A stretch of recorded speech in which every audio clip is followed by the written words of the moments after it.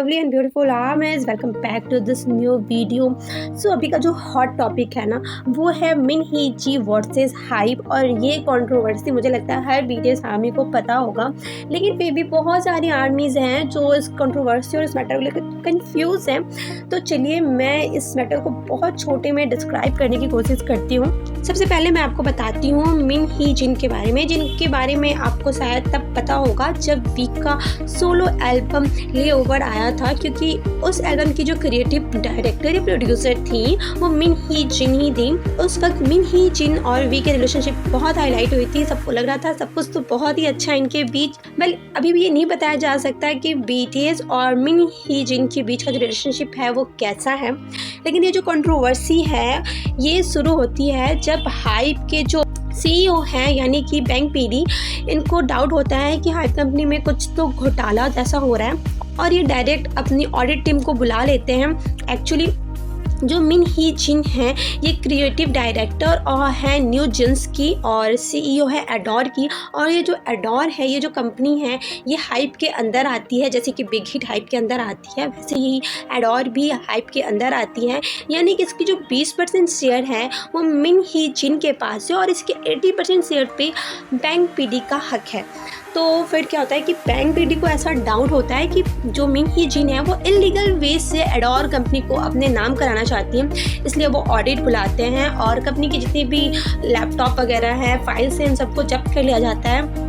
जिसके बाद से बहुत सारी अलग अलग चीज़ें बाहर आ रही हैं और जिसमें एक प्राइवेट चैट भी बाहर आया है जिसमें मिन ही जिन एक सेमन से बात करते हुए नज़र आई हैं। ये सेमन आप सब जानते होंगे, जैसे इंडिया में साधु वगैरह होते हैं जो फ्यूचर बताते हैं या फिर जादू वगैरह कर सकते हैं, वैसे कोरिया में भी ये सब चीज़ें होती हैं। तो इनके बीच जो चैटिंग है उस चैटिंग में मिन ही जिन ने सेमन से पूछा है कि क्या बीटीएस मिलिट्री में इनलिस्ट होंगे, जिसमें उस सेमन ने बताया कि हाँ, क्योंकि बीटीएस मेंबर एथलीट नहीं है तो वो बीटीएस मेंबर तो ज़रूरी इनलिस्ट होंगे आर्मी में, क्योंकि उस वक्त ऐसी बातें हो रही थी कि बीटीएस मेंबर को एग्जेम्पशन मिल जाएगा, उनको नहीं जाना होगा मिलिट्री में, शायद इसलिए मिन ही जिन ने ये सवाल पूछा हो।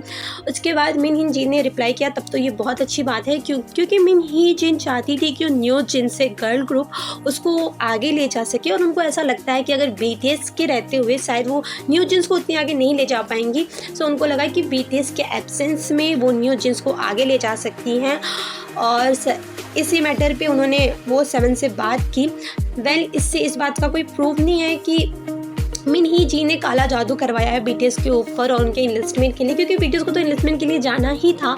लेकिन ये जो चैट है ये बहुत ही नेगेटिव इमेज रिप्रेजेंट करता है मिन ही जिन पर। इसके बाद से मिन ही जी ने अपने प्रेस कॉन्फ्रेंस में आके बोला कि वो जो सेमन है वो उनका एक दोस्त था, वो एक नॉर्मल कन्वर्सेशन था, ऐसा कुछ नहीं था कि वो बीटीएस के ऊपर कुछ जादू वगैरह कराना चाहती हो। अगर ऐसा होता तो वो बहुत कुछ करा सकती थी। लेकिन उसके बाद उन्होंने ये डिनाई भी किया कि ये चैट भी गलत है। और हाइप ने भी ये बात कही थी कि मिन ही जी का ये आरोप है कि बीटीएस ने मिन ही जी के कॉन्सेप्ट को चोरी की है, जिसपे मिन ही जी ने कहा कि नहीं, उन्होंने ऐसा कुछ भी नहीं कहा है, बीटीएस ने कभी उनको कॉपी नहीं किया है। वेल यही सारी कंट्रोवर्सी है जिससे कोरिया न्यूज़ में ना बहुत सा हरकंप मचा हुआ है और वर्ल्ड की आर्मी भी समझ नहीं पा रही है कि कौन है सही कौन है गलत।